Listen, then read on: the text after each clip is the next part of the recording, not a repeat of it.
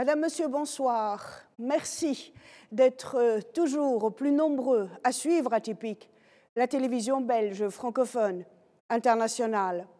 Ce soir, c'est depuis Alger, la capitale de l'Algérie, que j'ai le plaisir de vous présenter une nouvelle édition du Vrai Dialogue. L'Algérie fait aujourd'hui face à deux mises en cause d'ordre économique, son inscription sur la liste grise du GAFI, le groupe d'action financière, et plus récemment sur celle de la Commission européenne, en cause des faiblesses structurelles persistantes sur le plan financier et économique. Une monnaie non convertible, un marché parallèle florissant et des règles jugées trop protectionnistes par l'Union européenne. Subventions conditionnées, restrictions à l'importation, obstacles à l'investissement, autant d'éléments régulièrement pointés du doigt par Bruxelles. Dans ce contexte, une question cruciale se pose. Quelles réformes l'Algérie doit-elle engager pour sortir de la liste grise, regagner la confiance internationale et relancer son attractivité économique? Pour en débattre, nous avons réuni un panel d'experts de tout premier plan. Idir Sassi, expert en régulation bancaire et financière auprès de BEB, Behind Every Business, Ali Benouari, président de Ecofinance Suisse, cofondateur de la Société Générale Algérie et ancien ministre délégué au Trésor. Ensemble, nous tenterons de mieux comprendre les enjeux, d'identifier les leviers d'action et d'évaluer les perspectives pour l'Algérie. Madame, Monsieur, le Vrai Dialogue commence tout de suite.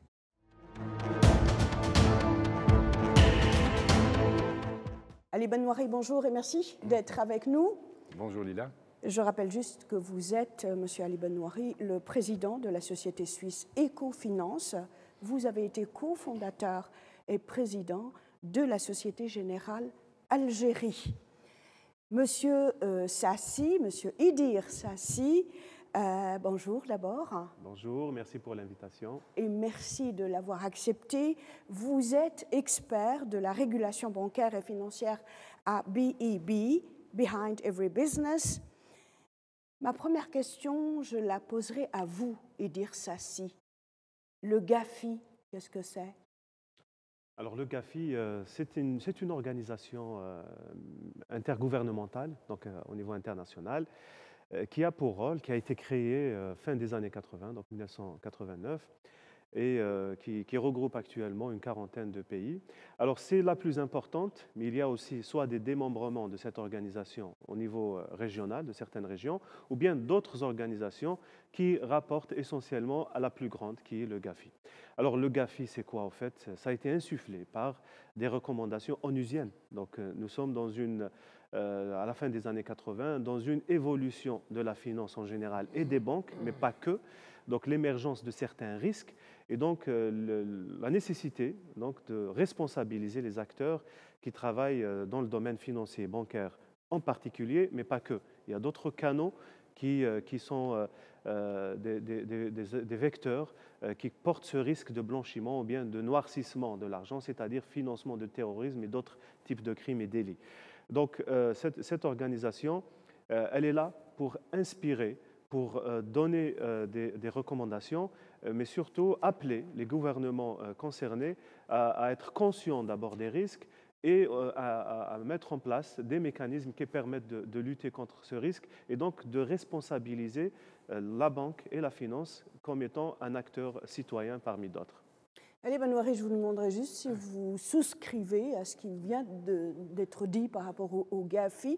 Est-ce que réellement le GAFI a été initié par l'ONU ou encore une fois, c'est le G7, c'est l'Occident qui porté impose par le G7. et ensuite, plutôt qui propose et ensuite qui impose? Selon mes informations, c'est le G7 en 1989, mais ça n'enlève rien à ce que disait M. Sassi. C'est devenu une organisation intergouvernementale qui fait consensus, qui fait l'unanimité dans le monde, parce qu'elle sert tous les pays, en fait. Ça veut dire que les autres pays, la quarantaine Oui. en tout, ont adhéré Bien par sûr. la suite. Est-ce que figurent de grands pays de ce qu'on appelle aujourd'hui, désormais, le Sud global, Ali Ben Mouari? Bien sûr, pratiquement tous les pays du Sud. En fait, ce n'est pas une organisation à laquelle on adhère comme membre, c'est simplement on souscrit à ces règles-là, et si on n'y souscrit pas, on reçoit un courrier disant « vous avez des lacunes stratégiques », comme c'est le cas pour l'Algérie, dans l'application de vos contrôles. Mais c'est parce que tous les pays ont intérêt à collaborer avec le GAFI. N'est-ce pas? C'est leur intérêt, en réalité. Ça sert l'intérêt de chaque pays. Je voulais juste faire le lien avec la décision qui a été prise d'abord par le GAFI de mettre l'Algérie dans ce qu'on appelle la liste grise.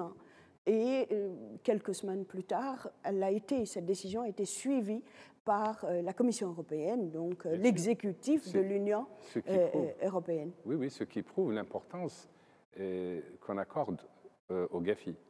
Donc, comme c'est une organisation intergouvernementale qui sert en fait tous les pays, donc il est normal que ces décisions soient reprises par les juridictions qui l'ont approuvée. L'Union européenne est une juridiction et pratiquement la quasi-totalité des grandes juridictions sont en phase, en harmonie avec... voilà, donc ce n'est pas quelque chose qui est mauvais en soi. Il ne faut pas croire que le GAFI, c'est un méchant gendarme qui vient nous gronder parce qu'on a fait quelque chose de mal.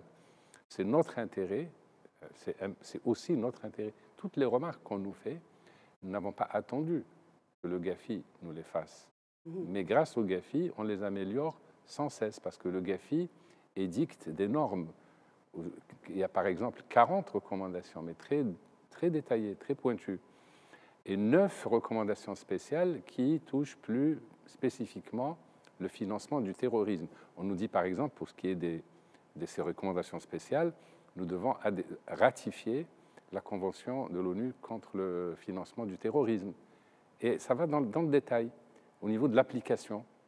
Voilà, donc là où il y a des insuffisances, les pays comme l'Algérie essaient de les corriger. Nous avons été d'ailleurs inclus en 2011 dans la liste grise et nous en sommes sortis en 2016. En octobre 2024, de nouveau, on est dedans. Sans doute aussi parce qu'il y a eu de nouvelles recommandations du GAFI, donc avec lesquelles il faut se mettre en conformité. La Suisse était dans la liste grise. Elle en est sortie en 2019. Donc, ce n'est pas un mal, c'est un bien en réalité.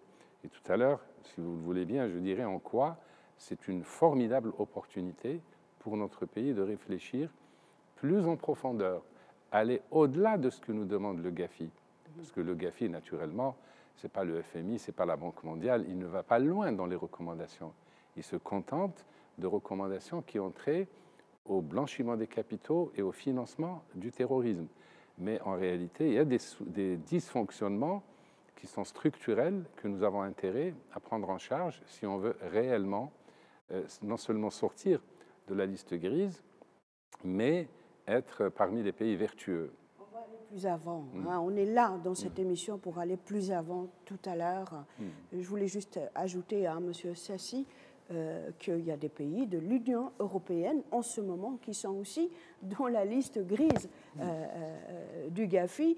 Il me vient en tête la Bulgarie, par exemple, la principauté de Monaco. La France était sur la liste grise du GAFI dans les années 90 et elle s'en est sortie. Comme vous dites ici en Algérie, le voisin de l'Ouest est passé plusieurs fois par la liste grise et non la noire comme les fake news qui circulent par rapport à l'Algérie. Je disais qu'il faut absolument aller maintenant dans le vif du sujet et on va imaginer un petit peu les réformes institutionnelles que l'Algérie doit entreprendre pour donc répondre aux recommandations du GAFI. Monsieur Sassi. Alors, les recommandations du GAFI, je disais tout à l'heure, c'est la responsabilisation des acteurs de la finance et de la banque, mais pas que. Il y a d'autres acteurs parce qu'il y a les notaires, il y a toutes les assurances, il y a tout un écosystème qui serait concerné par ce crime. Il faut juste expliquer rapidement. En fait, le blanchiment, c'est dangereux parce que ça nuit à l'économie, mais parce que ça permet à des criminels qui ont eu cet argent de façon illicite, trafic humain, drogue, etc., c'est grave, et qui vont demain se retrouver blanchis, c'est-à-dire qui rentrent dans le circuit. Mais il n'y a pas que, puisque si on va demain prendre de l'argent légal d'une source légale, et nous allons l'utiliser pour financer lever des groupes terroristes ou faire quelque chose comme ça, c'est très grave. Après, il y a des délits aussi. Hein. L'évasion fiscale, ça peut être un délit. Donc, pour un petit peu mettre les choses dans leur contexte. Donc, le GAFI, il nous sensibilise sur ces risques. C'est des risques sur l'économie, mais sur les individus. Demain, on risque de devenir complice d'un réseau de trafic humain. Donc, c'est très grave. Donc, on doit faire attention. Alors, c'est quoi faire attention, en fait, quand on dit les recommandations? Le responsable d'un noyau, qui est une banque ou une institution financière ou des assurances, doit prouver sa bonne foi. Ça veut dire mettre en place des mesures techniques qui vont prouver que de bonne foi, il a contrôlé, il a vérifié l'origine des fonds, il a vérifié l'activité licite, etc., etc. Nous avons une obligation de moyens en tant qu'assujettis et non pas de résultats. Je ne suis pas, pour juste rappeler les choses à nos concitoyens peut-être, le banquier n'est pas un auxiliaire du fisc, ni de la gendarmerie, ni autre chose. Chacun a son métier. Mais notre responsabilité, c'est de faire ce qu'on appelle en anglais les due diligence, c'est-à-dire des contrôles et vérifier est-ce que ces personnes sont de bonne foi, sont d'origine licite, etc. Et donc, tout cela, ça devrait exister partout. Donc, en Algérie, ça existe.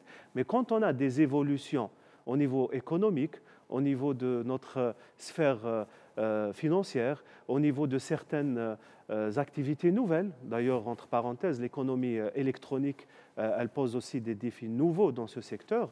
Et donc, on doit adapter notre réglementation et nos moyens techniques pour combattre ces risques, d'abord pour protéger les assujettis eux-mêmes, mais pour protéger la société en général. Alors, la formation est très importante et je vais le rappeler à plusieurs reprises dans cette émission, nous avons besoin de formation et d'assistance. C'est-à-dire en interne, il faut le faire envers les assujettis tout de suite, en urgence, mais pourquoi pas avec nos partenaires européens et autres qui sont passés par là et qui ont peut-être vu les défis avant nous, dupliquer ces expériences. Donc l'assistance via ce genre de groupe de travail est une question très importante. Ça permet d'accélérer et, comme on dit, l'avantage du dernier arrivant, gagnant du temps pour appliquer ces mesures rapidement.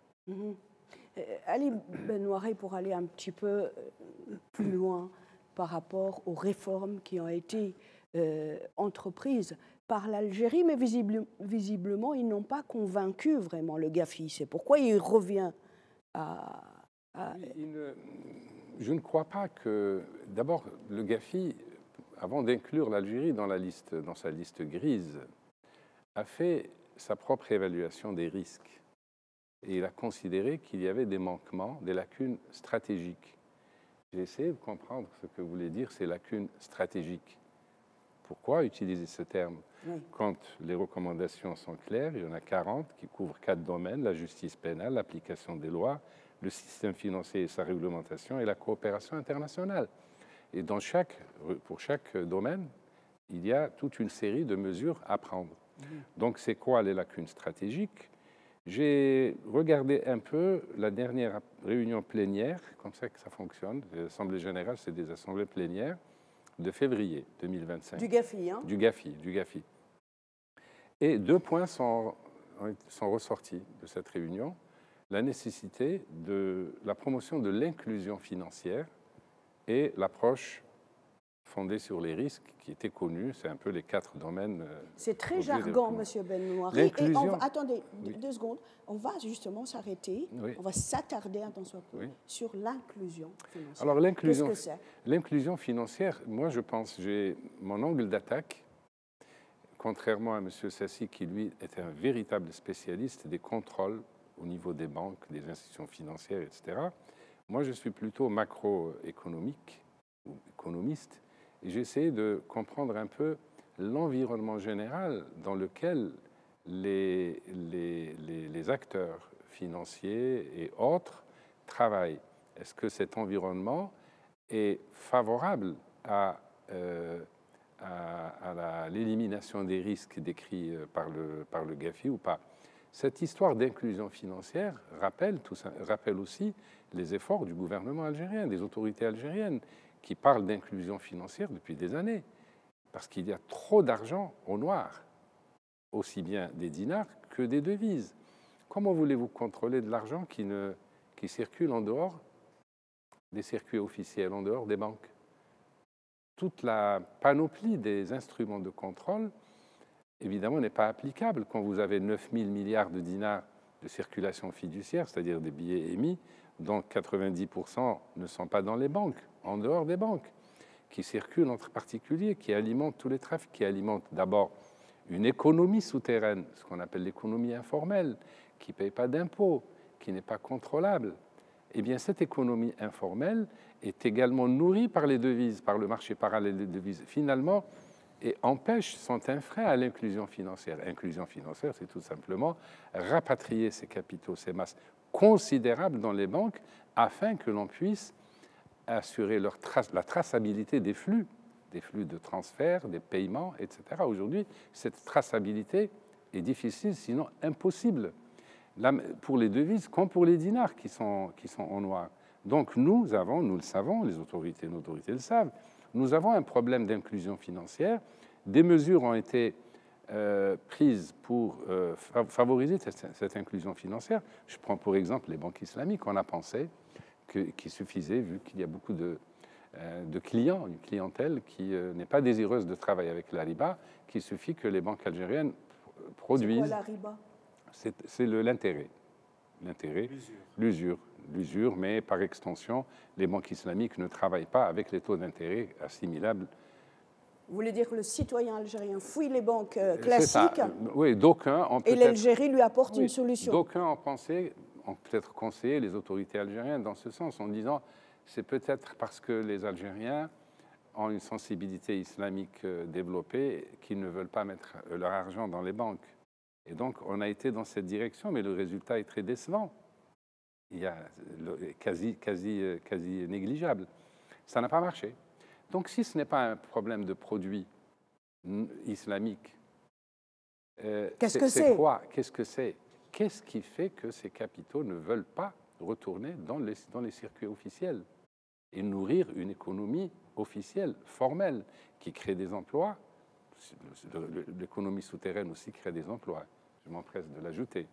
Des millions d'emplois. Vous avez la réponse à ce questionnement, voilà. Monsieur Sassi? En partie, je pense, bon, juste pour un petit peu apporter peut-être... il y a des solutions qui ont été appliquées. La finance islamique... Je reformule la question. Oui. Monsieur Benouari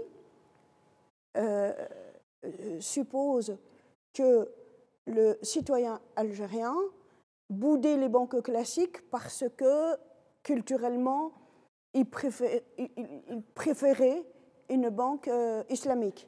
Le gouvernement a répondu en partie. Donc, il y a déjà quelques années qu'on a lancé, comme dans beaucoup de pays européens et arabes, à majorité islamique, on a lancé... apparemment, ça marche dans certains pays, même en Occident. Monsieur Benouari constate que ça n'a pas marché. Quel est le problème? Il est plus profond culturellement? Pour nuancer, oui. La finance islamique, c'est récent en Algérie. C'est une expérience sur 3 ans à peu près, donc pour dire qu'elle a été entreprise sérieusement depuis pas longtemps. Et les résultats de la finance islamique, nous avons des résultats en termes d'épargne qui sont édifiants. Il y a eu beaucoup d'épargne qui est venue de l'origine de la finance islamique. Maintenant, ce n'est pas que ce problème. Ça veut dire, vous avez des chiffres? Bien sûr, c'est 22% d'augmentation les dernières années.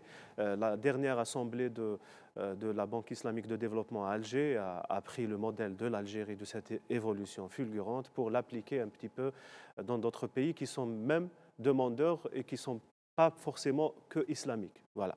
Parce que ça apporte certains avantages, puisque la finance islamique, entre parenthèses, et rapidement, suppose une certaine transparence du produit, etc. Donc il y a d'autres demandeurs. Bref, en Algérie... Est-ce qu'ici, en Algérie, des économistes, des instituts de recherche ont fait des études pour voir si l'argent de l'économie parallèle est rentré dans ces banques islamiques? Oui, et quels sont les taux? Parlons en chiffres, vous êtes des scientifiques, des économistes. Alors, la finance islamique a présenté des chiffres en termes de crédit, de financement de l'économie depuis les 3 dernières années qui sont très importants. Je parle d'une évolution de l'épargne à 22%. Le chiffre en dinars exact, je ne l'ai pas sur place, je n'ai pas de note sur moi, mais c'est des chiffres importants. Et ce qui est important dans ce chiffre-là, c'est que la finance islamique en Algérie se finance à partir de l'épargne. C'est-à-dire que la source de financement, elle vient du public. Et si elle arrive à vivre aujourd'hui, à financer des projets, c'est qu'elle le fait à partir de l'épargne, ce qui est important. Donc on a une évolution qui est vraiment significative. Maintenant, est-ce que c'est le fond du problème? Et c'est ça la solution? Pas que, ce n'est pas que ça. Je veux dire des choses ici pour que les gens du GAFI, les partenaires de l'Algérie, comprennent que nous avons un problème, effectivement, de non-compliance sur certains axes. Mais la bonne foi, je veux bien la répéter ici, les Algériens, la majorité peut-être de l'informel et autres, ne sont pas des criminels. Qu'est-ce que je veux dire par là? C'est que le problème de l'accès à un produit financier qui correspond à une croyance, ça, il y a un effort des autorités, donc il faut le marquer. D'un autre côté, il y a un problème de nombre d'agences bancaires. Le pays est grand. Il y a des gens qui n'ont pas accès au guichet. Donc, il faut investir. Donc, il faut que les banques algériennes ou bien les partenaires étrangers, les banques étrangères en Algérie, puissent ouvrir le maximum de guichets. Nous avons le taux de guichet le plus bas de la région Afrique du Nord. Donc, c'est un problème. Donc, c'est un problème d'accès aux produits aussi. Après, on peut avancer sur d'autres raisons. Les barrières de l'économie pour l'investissement, les barrières bureaucratiques qui ont fait fuir certaines personnes et d'autres. Donc tout cela, c'est des axes différents sur lesquels il faudrait des actions ciblées et différentes et de la coopération. Notre ami parlait tout à l'heure de la coopération internationale. Quand on parle du gros informel, à mon avis, le gros informel n'est pas produit par des personnes lambda. On n'a pas des milliards de dollars qui sont produits par des personnes simples. Donc, coopération internationale. Ces personnes qui vont au marché noir, elles sont liées avec des contrats qui peuvent produire autant d'argent. Donc, il y a des contrôles, de la coopération, de l'entraide internationale que pourrait nous apporter ce genre d'institutions et de pays, en tout cas, qui sont à l'intérieur. Donc, c'est des axes différents et de plusieurs aspects. Je pense que les solutions technologiques, par exemple, peuvent permettre l'inclusion financière. Ça veut dire, on ne peut pas ouvrir des guichets partout parce qu'on est grand, mais on peut avoir un compte sur un portable. Il y a des efforts dans ce sens actuellement. Ils sont ce qu'ils sont. Ils évoluent d'une certaine manière. J'ai vu des règlements qui sont sortis qui mériteraient une révision parce qu'ils ne répondent pas complètement aux attentes, mais j'espère qu'ils vont le faire rapidement parce que ça répond justement à cette problématique. Monsieur Benouari, Monsieur Sassi pointe du doigt quelque chose de très important. Il insiste, la volonté politique est là. Et les experts algériens travaillent. Il y a aussi une deadline. Il est dit officiellement au niveau du GAFI, au niveau de la Commission européenne, au niveau de l'Algérie, qu'à l'horizon 2026, l'Algérie pourrait quitter la liste grise et de la Commission européenne et du GAFI. Maintenant, les structures financières islamiques ou pas manquent. Oui. Et derrière, il y a un énorme chantier. Est-ce que l'Algérie va respecter cette deadline? Est-ce qu'elle va pouvoir respecter cette deadline? C'est possible si l'on se base sur les critères purement techniques, si on répond aux recommandations du GAFI. Si maintenant il y a encore des lacunes stratégiques qui susceptibles d'être relevées, alors on n'en sortira pas à l'horizon prévu. Mais qu'importe, à la limite, il vaut mieux s'interroger sur la permanence, sur la pérennité de ce système, de cette économie souterraine. Même si l'épargne islamique a augmenté de 22%, ça représente quand même, je n'ai plus les chiffres en tête, 300, 400 milliards de dinars. Sur 9 000 milliards de dinars, ça ne fait pas beaucoup. Maintenant, il y en a qui pensent que oui, si on continue dans cette voie, ça va accélérer le mouvement. Mais personnellement, je ne pense pas. J'ai une autre thèse, j'ai une autre idée là-dessus. C'est tout simplement une défiance vis-à-vis du système, une défiance vis-à-vis de la... Du système financier algérien ? Du système en général et financier en particulier. Par exemple, le système fiscal. Le système fiscal est ce qu'il est. Des efforts d'amélioration, d'abaissement de la pression fiscale ont été faits. D'aucuns les considèrent comme insuffisants. Pourquoi je dis ça? C'est parce que nous entendons les gens dire « je travaille et l'État est actionnaire ». On n'a pas de traduction en arabe, et les gens sont associés. L'État, oui, j'ai compris. On parle qu'en français. Oui, d'accord. L'État est associé parce que si le taux d'imposition est de 30%, c'est comme si l'État était associé avec moi à 30%. Ce n'est pas juste. Quelque part, il y a un refus de payer beaucoup d'impôts. Cette fuite devant l'impôt est précisément un des facteurs qui explique pourquoi, chaque fois qu'on dévalue le taux officiel, le taux parallèle dévalue d'autant. Et depuis 40 ans que ça dure. 50 ans en moyenne, 50%, et puis maintenant c'est 80%. On sent que l'écart se creuse. Qu'est-ce qu'il y a comme autre raison? Il y a donc la fuite devant l'impôt, mais il y a aussi la peur d'être attrapé. Même si c'est un produit islamique, l'épargnant peut se dire, on peut m'attraper, on peut me dire pourquoi cet argent n'était pas déclaré. Donc, il faudrait peut-être une amnistie fiscale. Le mot est lâché. Moi, personnellement, je travaille sur la question depuis 3 décennies au moins. Et je sais que c'est une question qui fâche beaucoup de monde. Et pourtant, tous les grands pays, tous, y compris la Suisse, font régulièrement, en moyenne une fois tous les 10 ans, une amnistie fiscale, moyennant une amende forfaitaire de 10, 15 ou 20%. La France, l'Italie, l'Allemagne, la Suisse, bref, tous les pays le font. Les États-Unis. Les États-Unis. Pourquoi? Parce qu'ils ne veulent pas qu'il y ait de l'argent qui circule en dehors. Parce que si de l'argent circule en dehors et qu'il n'est pas amnistié, il ne reviendra pas. Que vous lui offriez des produits islamiques ou des solutions techniques, ça ne suffira pas. Il faut une amnistie. Si on veut faire de l'inclusion financière, il faut une amnistie fiscale. Après, qu'on fasse une amende élevée, pas d'amende du tout, ça, c'est une décision éminemment politique.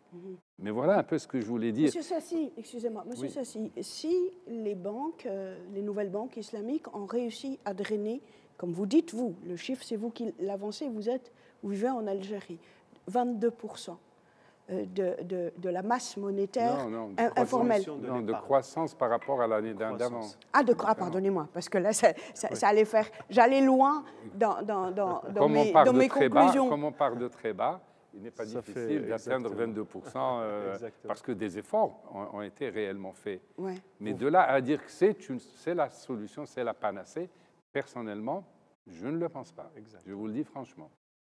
C'est multidimensionnel, en fait. C'est pas que ça aurait été que la finance islamique. Une des solutions, M. Benouaré dit qu'il faut amnistier l'argent noir, l'argent informel, à l'intérieur du pays ou même l'argent qui a été planqué à l'extérieur. Même l'argent qui a été planqué à l'extérieur. Sous réserve que soient exclus de cette amnistie les fonds d'origine criminelle. Ah oui. C'est-à-dire que seuls seront visés ceux qui n'ont pas déclaré ou sous-déclaré une partie de leurs revenus. Et c'est comme ça dans le monde entier. Partout où il y a une amnistie fiscale, on vise ceux qui ont fait de l'évasion fiscale, pas les criminels. Ceux-là relèvent du pénal et on continuera à les pourchasser, à les traquer. Vous qui êtes un grand trader, donc il faut que le monde entier le sache, vous êtes un des plus grands traders sur la place de Genève et du Luxembourg. La Suisse récemment coopère avec l'Algérie par rapport à l'argent volé et planqué justement dans les banques suisses. Elle vient de dire, il y a 1, 2, 3 jours, ok, je suis là, on va poursuivre ce travail et peut-être que l'Algérie va pouvoir ramener cet argent volé. Oui, si on suppose qu'il y a beaucoup d'argent algérien en Suisse. mais la porosité aujourd'hui, plutôt les moyens d'évasion sont tellement diversifiés qu'il est difficile de dire que de l'argent qui est parti en Suisse soit resté en Suisse. Il est difficile que l'argent qui est parti en France soit resté en France, à part l'argent investi dans l'immobilier. Ça, au moins, on sait qu'il ne bouge pas beaucoup. Mais sinon, cet argent-là, vous pouvez le retrouver à Dubaï, dans un paradis fiscal, donc une offshore à Dubaï, c'est des paradis fiscaux, ou à Panama, ou ailleurs. On a vu les Panama Papers qu'ils ont révélés, n'est-ce pas? Voilà. Mais ça a été révélé parce qu'il y a eu des fuites d'informations. Et sinon, personne n'en aurait jamais rien su. Après, il y a eu les Pandora Papers. Et grâce à des lanceurs d'alerte, ceux qui sont derrière. Et c'est heureux, c'est très heureux. Mais nous ne parlons pas pour l'instant. Ce sont des paradis fiscaux, d'ailleurs, qui sont en train d'être supprimés. Eux, ils sont dans la liste noire. Ils aspirent à être dans la liste grise et ensuite...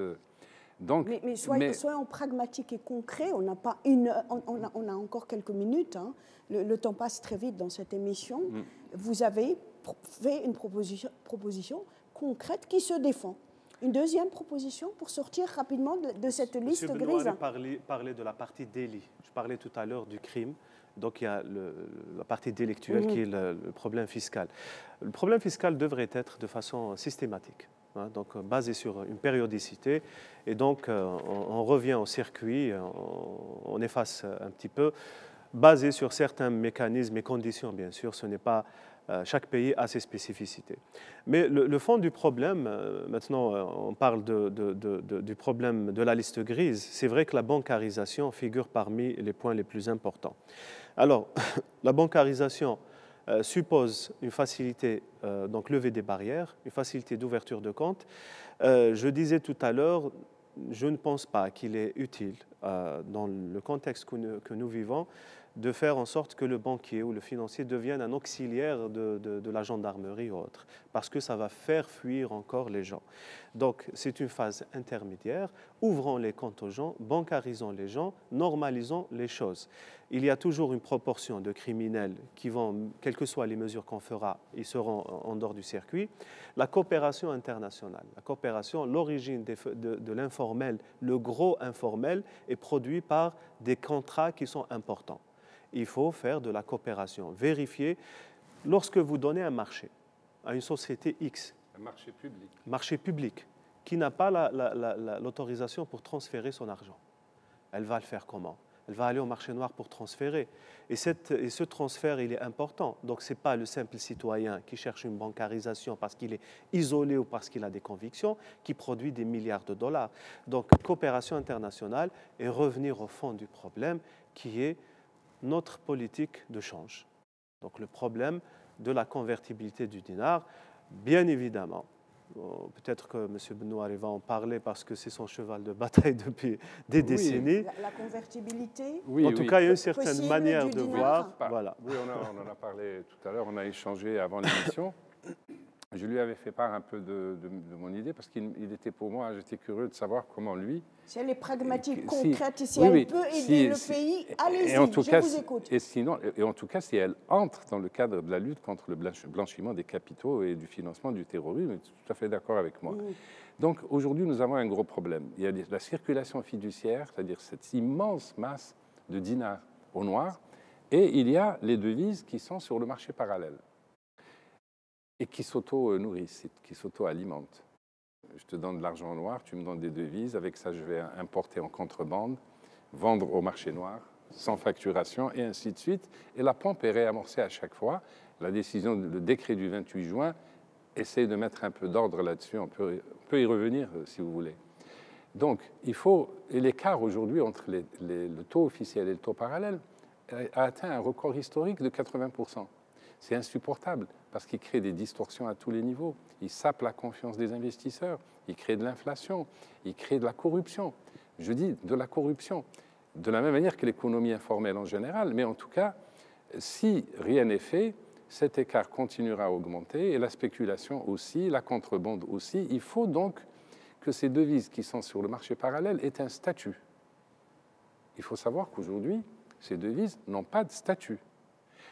Si à l'origine, très peu de gens s'en souviennent, moi je m'en souviens, parce que j'avais été invité à l'époque par le ministre Ben Hamouda, que Dieu ait son âme, des Finances, 1985, fin 85, pour discuter de ce problème de convertibilité, d'inclusion des devises qui sont un peu partout. Et il avait pris la décision, et moi j'étais avec cette idée-là, d'accord avec cette idée-là, de permettre aux Algériens résidents d'ouvrir des comptes en devises. Et à l'époque, en France, c'était interdit. Très rares étaient les pays qui autorisaient les résidents, les résidents, donc les citoyens qui habitent dans le pays, à avoir des comptes en devises. Eh bien, en Algérie, une audace incroyable, à saluer d'ailleurs. À l'époque, aujourd'hui, j'aimerais bien qu'on ait ce type d'audace, parce que c'est un pari sur l'avenir. Et c'est ainsi qu'aujourd'hui, on a peut-être, je ne sais pas, 5, 10, 15 milliards de dollars, parce qu'on a su maintenir la confiance. Ce statut n'a pas été remis en cause, mais il est en train d'être remis en cause. Quand on plafonne les transferts à 7 500 € par an, c'est mon argent, c'est mes devises.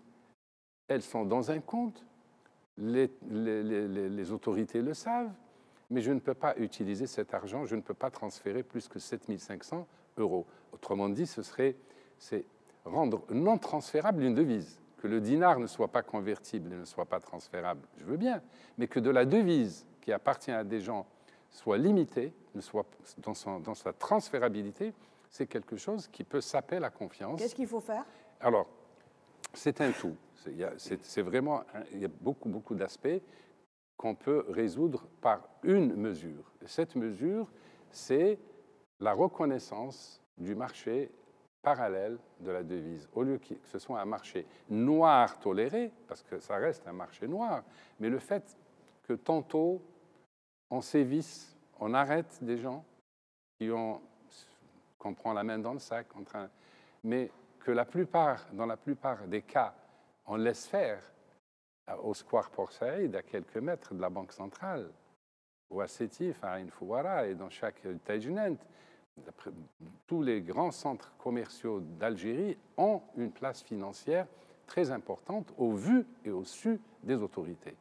Et on ne demande pas, comme d'ailleurs le stipulait l'instruction de Ben Hamouda en 1985, aux banques de prouver l'origine de leur devise. Et là, hop, le GAFI ne peut pas être content avec ça. On a essayé, et puis finalement, aujourd'hui, les banques ne vous demandent pas d'où viennent vos devises. De l'argent noir, des dinars au noir, avec lesquels on achète de la devise au noir, et on va à la banque, on dépose ces devises dans un compte. Les autorités le savent. Aujourd'hui, depuis le décret du 28 juin, on veut permettre l'utilisation de ces devises pour que les commerçants dits de la valise, du cabas, puissent avoir un statut officiel et à raison de 1 800 000 dinars 2 fois par mois, pouvoir importer moyennant un droit de douane symbolique de 5%, mesure louable, puisqu'elle permet d'atténuer le chômage, etc., etc. Mais néanmoins, on ne se rend pas compte qu'elle est anachronique. Elle est anachronique, non seulement par rapport aux règles du GAFI, mais elle est anachronique par rapport à ses conséquences.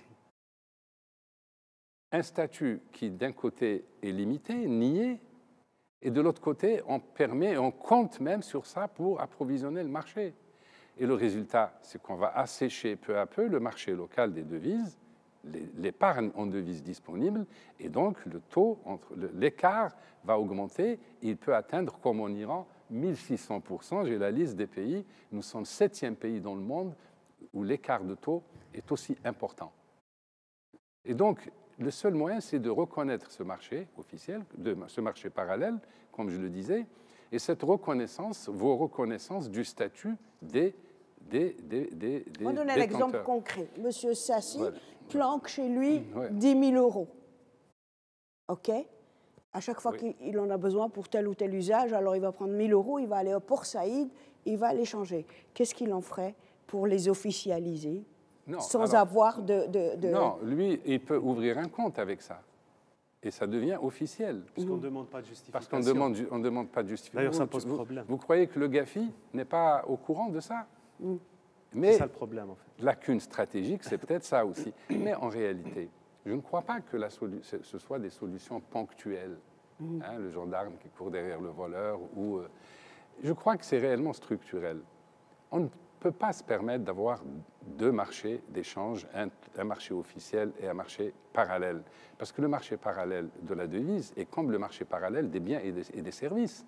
Il est source de corruption et de tous les vices, tous les trafics, y compris le financement éventuel du terrorisme et le financement du trafic de drogue.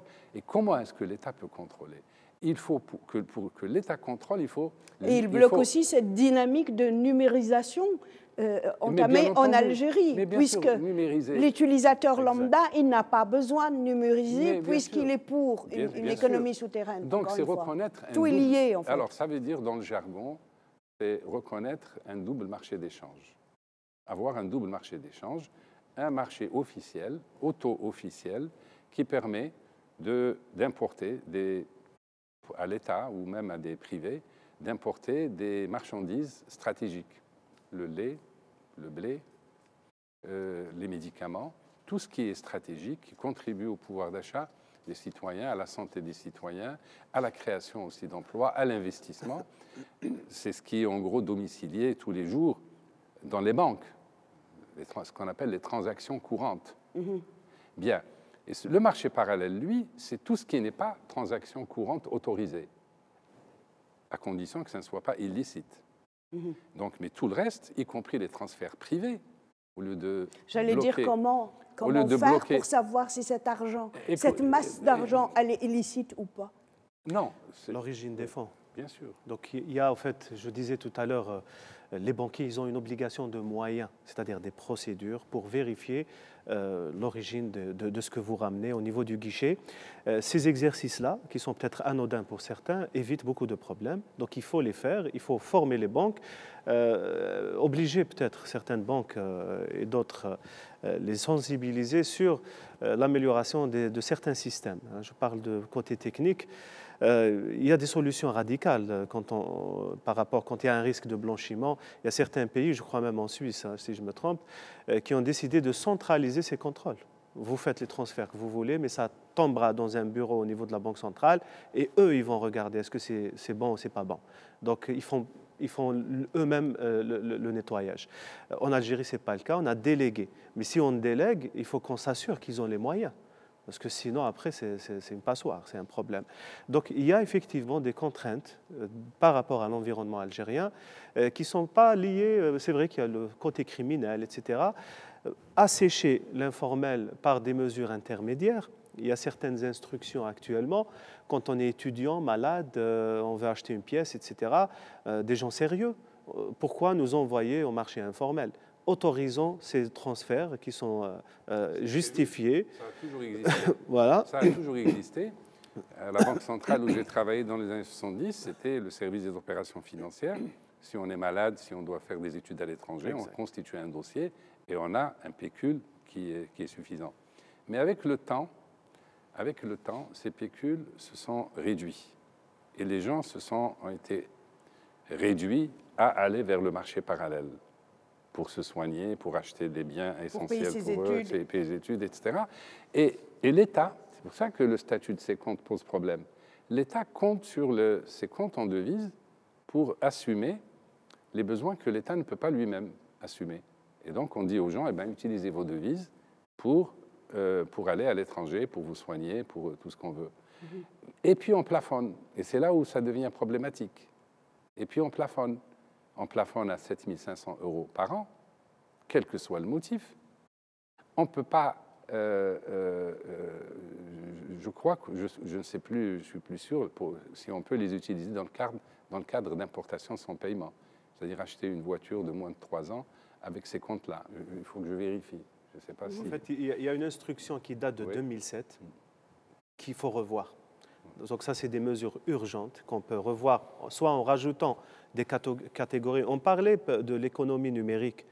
Les gens qui activent dans le e-commerce actuellement, ils payent des abonnements, ils font beaucoup de choses. Ils le font via l'informel puisqu'ils ne sont pas pris en charge par l'instruction Banque d'Algérie de 2007. Donc il faut l'élargir, il faut la rendre plus logique, justifier, assécher l'informel, coopération internationale sur les grands risques et appliquer la loi pour la catégorie qui ne va jamais rentrer. Donc il y a plusieurs mesures qu'on peut appliquer. L'idée de la double parité, de la monnaie nationale, comme certains pays, serait une piste intéressante pour une phase intermédiaire. Moi, mon vœu, on est le 4 juillet aujourd'hui, demain le 5, chaque génération a ses luttes. Mon vœu, c'est de voir le dinar algérien comme le dollar. Pas monnaie de singe, mais qui devienne convertible et que le pays... Serait-ce progressivement aussi, progressivement. cette convertibilité. Alors, double parité, il y a des solutions intermédiaires, mais mon rêve à moi, c'est que le dinar devienne une devise convertible totale le jour où ça viendra comme ça, sur un échéancier de 7 ans ou autre, ça à définir. Le jour où on aura ça, le pays sera sur des bases économiques de comparaison et non pas de contraintes. Ça va réveiller un géant endormi. Le géant. Nous avons actuellement des... Voilà, ça va réveiller un géant endormi. Voilà. Dans un papier à paraître dans les jours qui viennent, grâce à ton émission, grâce à ce thème, ça m'a inspiré donc un article, mais de fond, parce qu'on ne peut pas aller loin dans les démonstrations dans une émission télé. Il y aura je ferai 2 propositions. Une convertibilité totale, donc une unification. Mais progressive. Totale, mais progressive. Entendu, parce qu'on pouvait la faire en 2014, quand je l'avais pris en 2005 et en 2014, on avait 200 milliards de dollars. Et la deuxième la deuxième piste que vous proposez? Donc, couplée à la première, amnistie fiscale, convertibilité, mais ajustement structurel d'abord, donc ça peut prendre quelques années. On revient un petit peu à... Oui, mais je veux dire... Au calendre grec, avec l'ajustement structurel, n'est-ce pas, monsieur? Ah oui, mais les réformes, ce sont des réformes, vous pouvez prendre faire toutes les réformes structurelles aujourd'hui, et puis, si vous laissez les choses se dégrader, dans 10 ans, vous devez recommencer l'effort. On a fait un ajustement structurel avec le FMI de 94 à 97, qui a produit des résultats macroéconomique incroyable.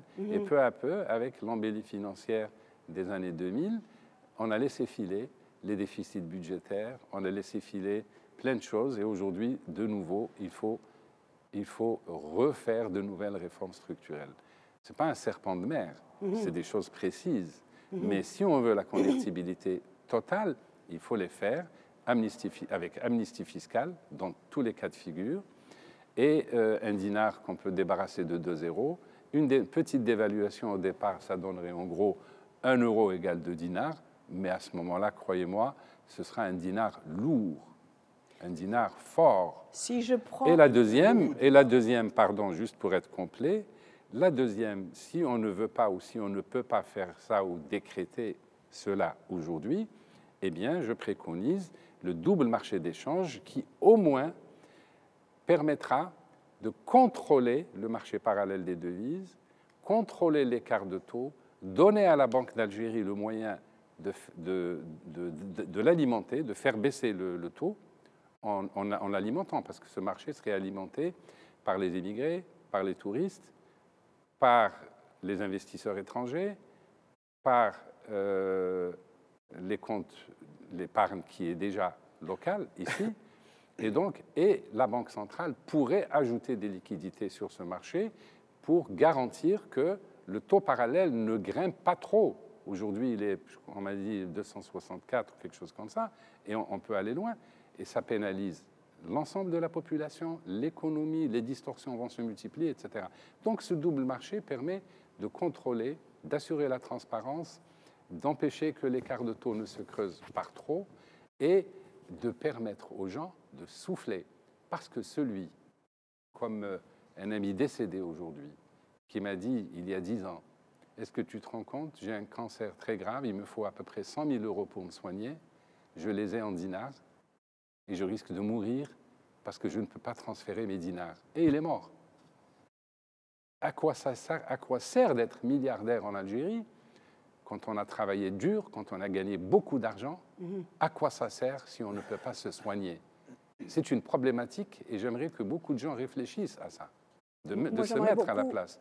Parce que j'aimerais beaucoup que votre ami, que Dieu ait son âme, et qui est décédé il y a déjà quelques années et qui a laissé l'équivalent de 100 000 € parce qu'il n'a pas pu les convertir pour aller se soigner, qu'il les mette dans une...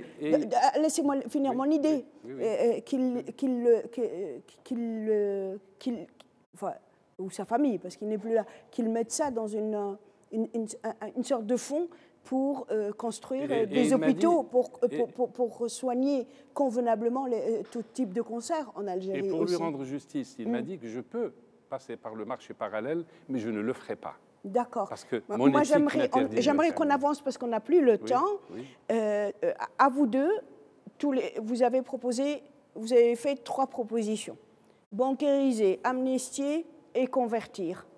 Est-ce que vous avez une autre proposition? Et toutes ces démarches, c'est le temps long, j'allais dire, combien ça prendrait pour venir à bout de ces démarches?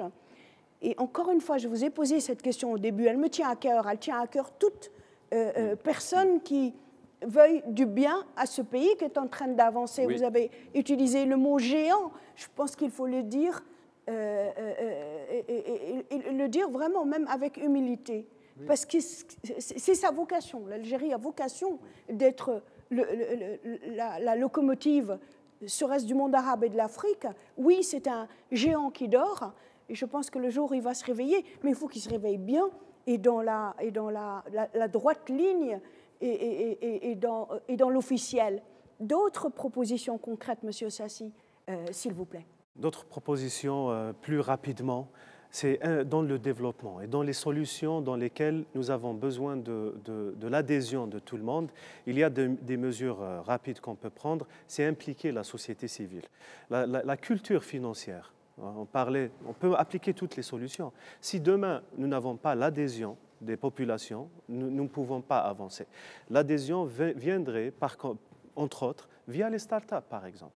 Les startups, ce sont des acteurs qui sont proches du citoyen, qui sont dans le vécu, qui peuvent apporter des solutions plus rapides. Nous sommes un pays jeune, donc ils sont en avance d'une guerre par rapport aux bureaucrates, entre guillemets.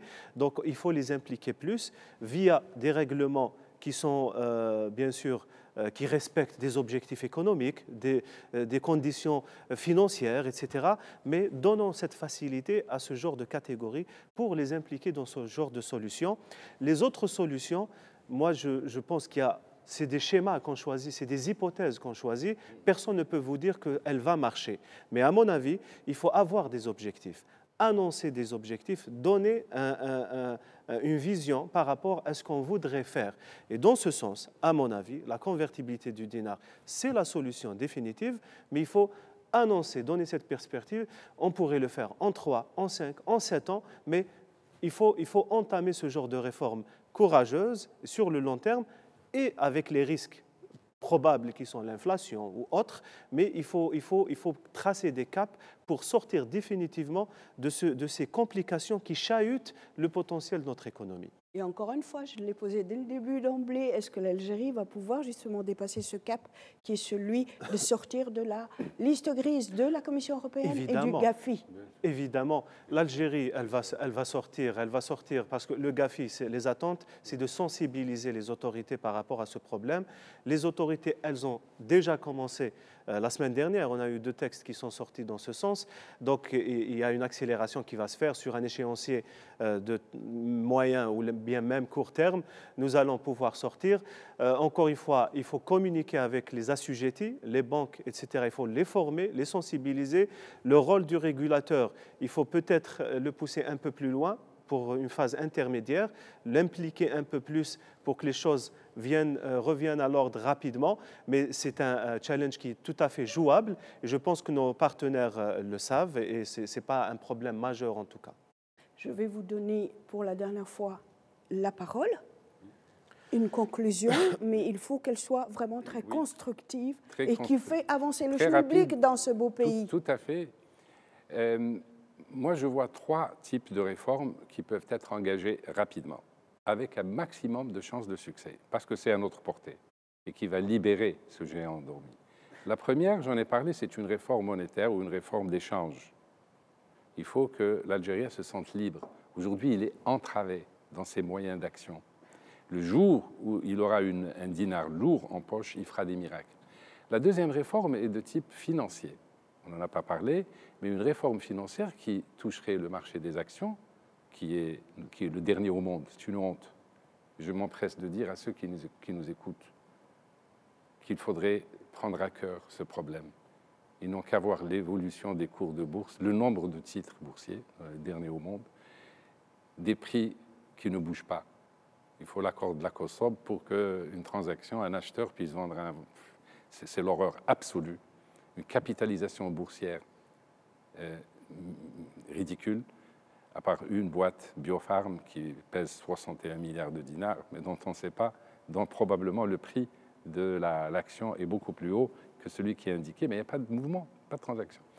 Une réforme de la bourse, des actions, une réforme des obligations, créer un marché obligataire. Parce que si vous arrivez à créer des obligations et qui sont encore plus sûres que les actions, les gens, voilà un moyen d'inclusion financière. Et vous pouvez, comme en France, comme en Suisse, ne pas imposer les plus-values en capital. Vous achetez une action, elle monte de 10%, vous la vendez, vous ne payez pas d'impôts, et ça incite les gens à aller apporter leur épargne aux entreprises qui sont cotées en bourse. Nous sommes l'un des rares pays au monde qui n'utilise pas ça. On est presque à la fin de l'émission, M. Benoît. Et le marché des obligations... Je vous ai invité plusieurs fois à cette émission sur beaucoup de thématiques. Oui. Pardonnez-moi d'utiliser une expression belge. Vous pétez la forme.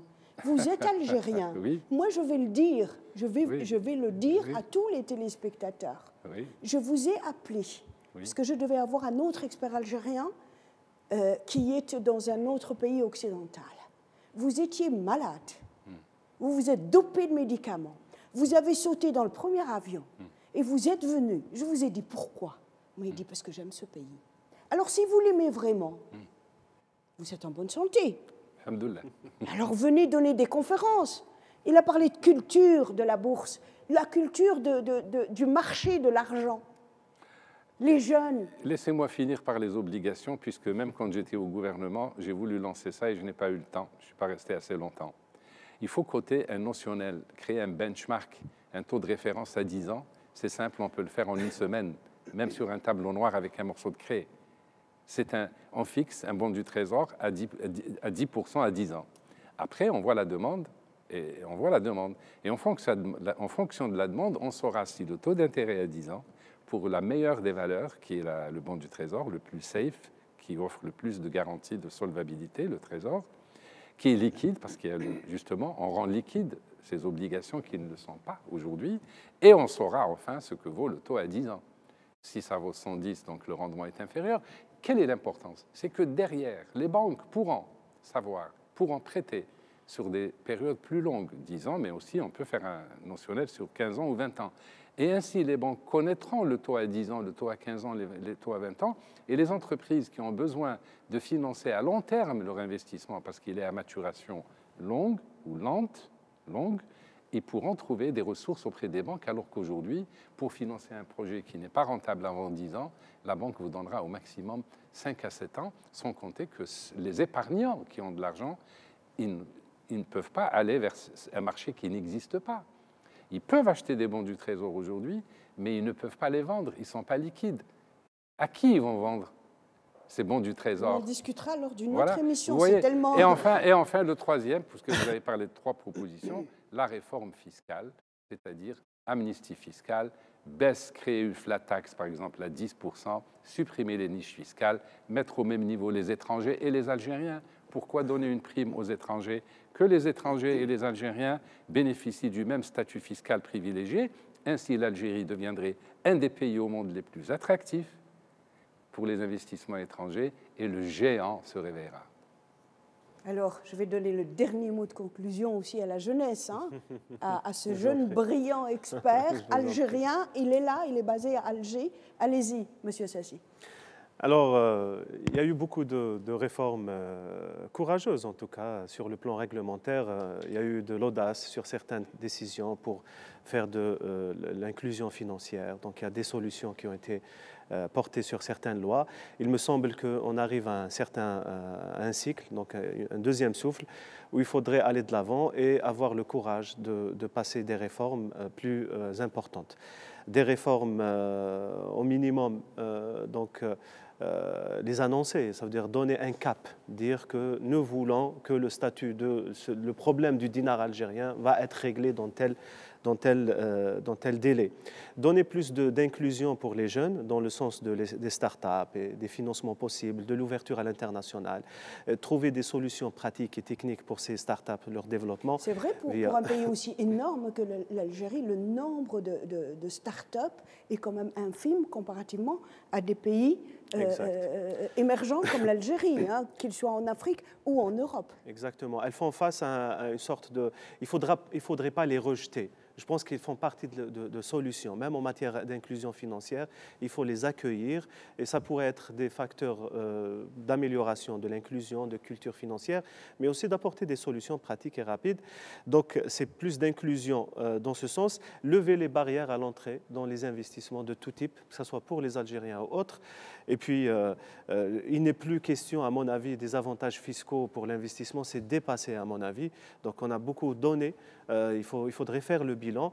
À mon avis, le problème du capital, comme on le sait, c'est la circulation. Ce n'est pas gagner 1% et tout cela. Donc, donner des garanties et des droits clairs via des lois stables pour les investisseurs, qu'ils soient algériens ou autres. Et le FMI, dans son dernier rapport, du 16 au 30 juin, déconseille l'octroi d'incitations fiscales généralisées parce que ça fait perdre des recettes et ça contrarie les équilibres financiers du pays. Et ce sera le dernier mot de cette émission. Monsieur Sassi, Monsieur Benouari, merci d'avoir été avec nous. Madame, Monsieur, cette émission s'achève. Merci de l'avoir suivie. Au revoir.